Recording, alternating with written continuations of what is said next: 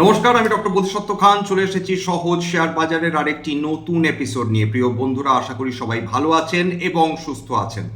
বিগতকাল একটি শর্টস করেছিলাম যেখানে বলেছিলাম যে আজকের মার্কেট গ্যাপ ডাউন ওপেন করতে পারে এবং সেই অনুযায়ী নিফটি সেন্সেক্স দুটোতেই 2% বেশি পতন নিয়ে শুরু করেছিল বাজার। কিন্তু মনে রাখতে হবে যে 14 তারিখ অর্থাৎ কালকে ডক্টর আম্বেদকরের জন্মদিন, সুতরাং শেয়ার বাজার বন্ধ। সেই কারণে কালকের যে নিফটির উইকলি এক্সপায়ারি হওয়ার কথা ছিল সেটা একদিন এগিয়ে এসেছিল অর্থাৎ আজকের, এবং সম্ভবত সেই কারণে ভারতীয় শেয়ার বাজার আজকের চূড়ান্ত পতনের হাত থেকে বেঁচে গিয়েছে বলা যেতে পারে। কিন্তু এটা কি শেষ হয়ে গেল? এটা কি বাজারের পক্ষে স্বস্তির কারণ?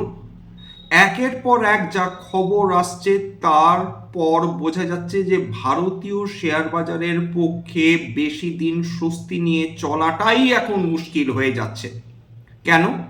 আজকের রিটেল ইনফ্লেশন অর্থাৎ কনজিউমার প্রাইস ইন্ডেক্স ইনফ্লেশন তার ডেটা বেরিয়েছে এবং ফেব্রুয়ারি মাসের তুলনায় মার্চ মাসে মূল্যবৃদ্ধি হয়েছে, অর্থাৎ ইনফ্লেশন ইনক্রিজ করেছে। কত বেড়েছে?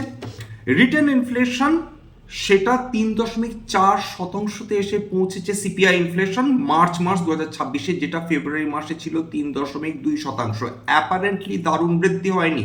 রিজার্ভ ব্যাংক অফ ইন্ডিয়ার 4% যে স্বস্তির লেভেল তার নিচে রয়েছে, কিন্তু খেয়াল করে দেখেছেন কি এটা আর্টিফিশিয়ালি এই ইনফ্লেশনটাকে জোর করে চেপে রাখা রয়েছে। অর্থাৎ সরকার কিছুতেই অয়েল মার্কেটিং কোম্পানিগুলোকে অনুমতি দিচ্ছে না, যার ফলে তারা তেল বা গ্যাসের দাম বৃদ্ধি করতে পারে।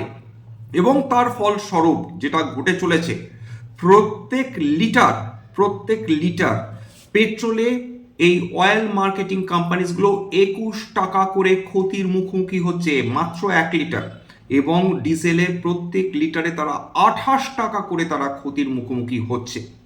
কল্পনা করে দেখুন যে প্রত্যেক দিন ভারতবর্ষে যে পরিমাণ পেট্রোল এবং ডিজেল ব্যবহার করা হয় তার জন্য এই অয়েল মার্কেটিং কোম্পানিগুলোর কয়েকশো কোটি টাকা করে খরচ হয়ে চলেছে, অর্থাৎ ক্ষতি হয়ে চলেছে। ফুড ইনফ্লেশন, খাদ্যের দাম মূল্যবৃদ্ধি হয়েছে মার্চ মাসে, সেটা আগে ছিল 3.47% ফেব্রুয়ারি মাসে, সেটা দারুণভাবে বৃদ্ধি পেয়ে হচ্ছে 3.87%, অর্থাৎ সব কিছু ভালো নেই। এলপিজি গ্যাস, সেই এলপিজি ইনফ্লেশন সেটা 1.62% ছিল ফেব্রুয়ারি মাসে, যুদ্ধের কারণে সেটা এক লাফে সেটা বৃদ্ধি হয়েছে 5.27%তে, অর্থাৎ লিটারালি প্রায় 3.7%-এর ওপর ইনফ্লেশন মাত্র এক মাসের মধ্যে, 30 দিনের মধ্যে বেড়ে গিয়েছে। খুব সংকট কালের মধ্যে দিয়ে চলেছি আমরা, এবং তার প্রভাব সরাসরি শেয়ার বাজারের উপর পড়েছে। এবং ডোনাল্ড ট্রাম্প তিনি কি কোনো খবর ছাড়া বাঁচতে পারেন? যে মুহূর্তে পাকিস্তানে ইরান এবং আমেরিকার যে যুদ্ধবিরতির সময়কালে শান্তির কথা হচ্ছিল, সেটা 23 ঘন্টার মিটিংয়ে ভেস্তে গেল। জেডি ভান্স ফিরে গেলেন আমেরিকাতে এবং তার পর মুহূর্তেই আমেরিকার প্রেসিডেন্ট ডোনাল্ড ট্রাম্প ঘোষণা করলেন যে তিনি স্ট্রেট অফ হরমুজ ব্লকেড করতে চলেছেন, অর্থাৎ কোনো তেলবাহী জাহাজকে তিনি ঢুকতেও দেবেন না, তিনি বেরোতেও দেবেন না। এবং যে জাহাজগুলো ইরানের বন্দর থেকে তেল এবং গ্যাস নিয়ে বিভিন্ন দেশে তারা রপ্তানি করতে যাচ্ছিল, সেইখানে এখন আমেরিকার যুদ্ধ জাহাজগুলো তারা কোনো ধরনের, সেটা যে দেশেরই হোক না কেন, তাদেরকে তেল বা গ্যাস ইরানের বন্দর থেকে তারা নিতে অনুমতি দেবে না। এবং ডোনাল্ড ট্রাম্প হুমকি দিয়ে রেখেছেন যে যদি কোনোভাবে তিনি ইরান থেকে কোনো এরকম জাহাজ দেখেন যেটা তেলবাহী গ্যাস বা তেলের জাহাজকে প্রোটেক্ট করতে স্ট্রেট অফ হরমুজ থেকে বেরিয়ে আসছে, ইমিডিয়েটলি সেটাকে ডিস্ট্রয় করা হবে বলে ডোনাল্ড ট্রাম্প হুমকি দিয়ে রেখেছেন। তার মানে, এবং ব্লকেটটা ঠিক আধ ঘন্টা আগে শুরু হয়েছে। পেট্রোল ডিজেলের দাম আগের দিনই বলেছিলাম, খেয়াল করে রাখবেন সকালবেলা কি হতে চলেছে। পেট্রোল এবং ডিজেল, মাফ করবেন, ক্রুড অয়েল, ব্রেন্ট ক্রুড এবং যে ক্রুড অয়েলের দাম সেটা $100 উপর ছাড়িয়ে গেছে, মানে ফুঁড়ে বেরিয়ে এসছে। সকালের দিকে 8%-এর উপর বৃদ্ধি পেয়ে গিয়েছিল তেল এবং গ্যাসের দাম। এখন লাস্ট ডেটা পাওয়া অব্দি ক্রুড অয়েল 6.2% উত্থান নিয়ে ট্রেড করছিল, $102.61 প্রতি ব্যারেল। ব্রেন্ট ক্রুড ট্রেড করছিল $101.64 প্রতি ব্যারেল, 6.77% উত্থান নিয়ে। এছাড়া প্রাকৃতিক গ্যাস বিগত কাল বৃদ্ধি পেয়েছিল সোনার দাম খুব স্বাভাবিকভাবে যখন এই ধরনের পরিস্থিতি আসছে, এখন সমস্ত কিছু তো ওলট পালট হয়ে গেছে, যুদ্ধকালীন পরিস্থিতিতে সোনার দাম বেড়ে থাকে।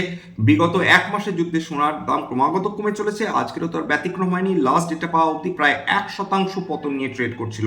রূপো 2.2% পতন নিয়ে ট্রেড করছিল, অর্থাৎ প্রেশাস সেমি প্রেশাস মেটালস যাই বলুন না কেন সেটা আজকের পতন দেখেছে। এছাড়া ক্রুড অয়েলের দাম তো অলরেডি $100 ব্রিচ করেছে, এবং যেহেতু এই মুহূর্তে থেকে ব্লকেট শুরু হলো, আমরা জানি না তেলের দাম ফার্দার কোথায় উঠবে।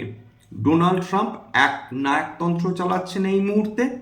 শান্তি শব্দটার সঙ্গে উনি পরিচিত নন। ভারতবর্ষ দারুণভাবে ভুগতে চলেছে এবং ডোনাল্ড ট্রাম্পের কারণে।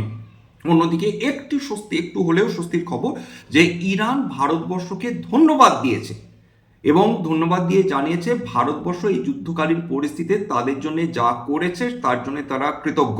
উল্লেখ্য যে ইরান থেকে যে তেলবাহী কার্গোগুলো বেরোচ্ছিল তার মধ্যে 2টি কার্গো সেটা ভারত কিনেছিল। এখন আমেরিকা যেটা করতে চাইছে, সমস্ত ধরনের তেলের ওপর কিন্তু তার একটা নিষেধাজ্ঞা জারি করতে চাইছে।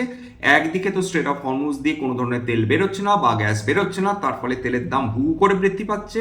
মাঝখানে ডোনাল্ড ট্রাম্প নাকি অনুমতি দিয়েছিলেন ইরানকে তারা তেল সরবরাহ করতে পারবে, এরকম পরিস্থিতিতে এখন সেটাও বন্ধ করে দিলেন। রাশিয়ার থেকে তেল আনা প্রায় অর্ধেক পৃথিবী ঘুরে ইজ ভেরি ডিফিকাল্ট, সেটাও আমরা পাবো হয়তো, কিন্তু যে দেশগুলো আমাদের অত্যন্ত কাছে অর্থাৎ গালফ দেশগুলো, সেখান থেকে তেল এবং গ্যাস না পেলে আমাদের কি পরিস্থিতি হয়ে চলেছে বা হতে পারে সেটা তো সহজেই অনুমেয়। দেখুন ফার্টিলাইজারের দাম মানে বিপুল হারে বৃদ্ধি পেয়েছে গোটা এশীয় বাজার জুড়ে। যে ফসফেটের ওপর আমরা নির্ভরশীল, যেটা অধিকাংশ আসে ইজিপ্ট মরক্কো প্রভৃতি জায়গা থেকে, বা ইউরিয়া, সম্পূর্ণ যে ইউরিয়া যেটা সবচেয়ে জনপ্রিয় ফার্টিলাইজার বা সার যেটা আমাদের দেশে ব্যবহার করা হয়, সেটা প্রাকৃতিক গ্যাস ছাড়া তৈরি করা প্র্যাকটিক্যালি অসম্ভব। তার কারণ প্রাকৃতিক গ্যাসের মধ্যে যে মিথেন থাকে সেখান থেকে অ্যামোনিয়া তৈরি করতে হয়, সেই অ্যামোনিয়া ব্যবহার করে ইউরিয়া তৈরি করা হয়ে থাকে। এখন যেহেতু কোনো ধরনের গ্যাস আমরা সেটা আমদানি করতে পারছি না মধ্যপ্রাচ্য থেকে, দারুণ সংকট সৃষ্টি হয়েছে ফার্টিলাইজার সেক্টরে তো বটেই। এছাড়া বারবার আলোচনা করছি যে এলএনজি, এলপিজি, ক্রুড অয়েল এই সমস্ত কিছু সংকটের মধ্যে দিয়ে চলছে এবং সেটা রিফ্লেক্টেড হচ্ছে tyre industry, paints industry, auto industry, still industry, ceramics industry. Fertiliser তো অলরেডি আলোচনা করলাম। এছাড়া যদি রেড সি এবার বন্ধ করে দেয় হুতিজরা, যেভাবে স্ট্রেট অফ হরমুজ বন্ধ করা হয়েছে, তাহলে এমন কোনো জাহাজ সেই রেড সি দিয়ে যেতে পারবে না, সুয়েজ ক্যানেল পাস করতে পারবে না, যদি হুতিজরা ক্রমাগত সমস্ত পণ্যবাহী জাহাজকে আক্রমণ করতে থাকে। ইরান সেই ডেসপারেশনের জায়গায় পৌঁছে গিয়েছে, তার কারণ আমেরিকা এবং ইসরায়েল বাধ্য করেছে। আরও সংকট চলে আসছে মাথার উপর, চিন্তা করার কোনো কারণ নেই। তার কারণ এবার ইসরায়েলের নতুন একটি দেশ টার্গেট হয়েছে, যেটা বিশেষজ্ঞ মহলে দারুণ আলোচনা চলছে এবং সংকট গভীর থেকে গভীরতর হয়ে চলেছে। কেবলমাত্র মধ্যপ্রাচ্যেই এখন যুদ্ধে সীমাবদ্ধ নেই।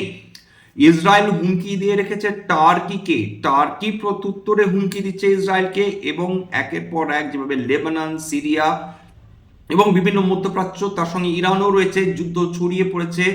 অন্যদিকে যদি এবার টার্কি এবং ইসরায়েলের মধ্যে দ্বন্দ্ব শুরু হয়ে যায়, আমরা কেউ জানি না আমরা কিসের সামনে দাঁড়িয়ে রয়েছি, একটা অদ্ভুত অস্তিত্ব সংকটের সামনে না পৃথিবীকে দাঁড়িয়ে পড়তে হয়। এইভাবে অর্থনীতি চলতে পারে না, বিপুল চাপে রয়েছে।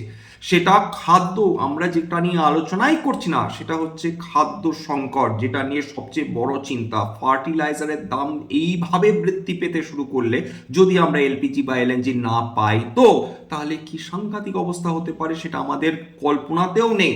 এবং খাদ্য সংকট যদি এই যুদ্ধ প্রলম্বিত হয়, যদি এই যুদ্ধ দীর্ঘদিন ধরে চলতে থাকে, আমরা কেউ কিচ্ছুটি করতে পারবো না। খাদ্য ইনফ্লেশন চরচর করে চড়তে থাকবে। আঘাত কে পাবে? আঘাত আমাদের যারা ইকোনমিক্যালি চ্যালেঞ্জড মানুষ, যারা দিন আনি দিন খাই মানুষ, তাদের উপর সবচেয়ে বেশি প্রভাব পড়বে এই ধরনের ইনফ্লেশন এবং খাদ্য সংকট তো বটেই। হ্যাঁ, ভারতবর্ষে নিঃসন্দেহে তারা যে পরিমাণ শস্য উৎপাদন করে এবং আমাদের যে শস্য ভাণ্ডার রয়েছে, সেটা ভারতবর্ষকে আপাতত স্বস্তি দিতে পারে বটে, কিন্তু গোটা বিশ্ব জুড়ে যে আকাল সৃষ্টি হতে পারে, যে খাদ্য যে খাদ্যশস্যের সংকট দেখা দিতে পারে সেটা নিয়ে অধিকাংশ ক্ষেত্রেই আলোচনা হচ্ছে না। সুতরাং আমাদের সব দিক থেকে আমরা এই মুহূর্তে বিপদে রয়েছি। টাকা আজকে দারুণভাবে ক্র্যাশ করেছে ডলারের তুলনায়, সেটাই প্রত্যাশিত ছিল। আজকে 93 টাকা 62 পয়সায় পৌঁছে গেছে প্রতি United States dollar. Dollar index 98.77-এ ট্রেড করছে। না যুদ্ধ থামবে কি? সম্ভাবনা কম। যুদ্ধ বৃদ্ধি হওয়ার সম্ভাবনা কত বেশি? অনেক অনেক বেশি। যদি না ইরান, যদি না আমেরিকা পুনরায় আবার তারা শান্তির জন্য আলোচনায় বসতে চায়। তো আজকে খেয়াল করে দেখুন যে নিফটি কোনোভাবে বেঁচে গেছে। নিফটির এক্সপায়ারি ছিল, শেষ পর্যন্ত বন্ধ হয়েছে 207 পয়েন্ট নিচে, অর্থাৎ প্রায় 0.1% পতন নিয়ে। সেন্সেক্স প্রায় 0.91% পতন নিয়ে বন্ধ হয়েছে। নিফটি ব্যাংক 8% পতন। ঘাড় খেয়েছে কি? নিফটি আইটি 1.16% পতন। নিফটি অটো সবচেয়ে বেশি ধাক্কা খেয়েছে, 2%-এর উপর পতন। এছাড়া ফাস্ট মুভিং কনজিউমার গুডস ইনফ্লেশনের কারণে এটার উপর আঘাত লেগেছে, 1.22% পতন। এছাড়া অয়েল অ্যান্ড গ্যাস যদি খেয়াল করে দেখেন সেটা তো দারুণ পতন। রিলায়েন্স ইন্ডাস্ট্রিজ আজকে খেয়াল করেছেন, এই রিলায়েন্স ইন্ডাস্ট্রিজের মতন স্টক সেটা ক্রমাগত দুর্বলতা দেখিয়ে চলেছে যুদ্ধ শুরু হওয়ার পর থেকে। আজকের রিলায়েন্স ইন্ডাস্ট্রিজের 2.6% পতন। ইনফ্যাক্ট সমস্ত ডাউনস্ট্রিম কোম্পানিজগুলোতে পতন এসেছে এবং তার মধ্যে রিলায়েন্স ব্যতিক্রম নয়। সুতরাং আমরা ভালো নেই এই মুহূর্তে, এইটুকুনি আমরা প্রার্থনা করতে পারি। এবং আমরা কালকে জানি না যে কালকে তো ভারতীয় শেয়ার বাজার বন্ধ থাকবে, কিন্তু গোটা বিশ্ববাজার তো খোলা থাকবে।